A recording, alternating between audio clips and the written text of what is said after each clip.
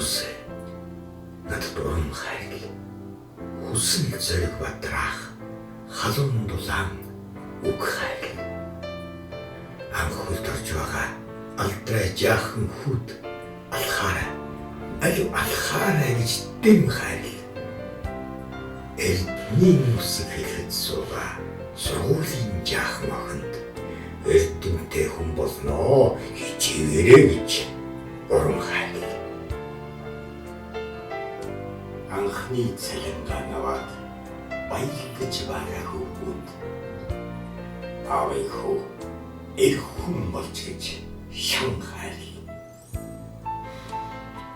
Амьдралд нэг эндээд гимшид суугаа хүнд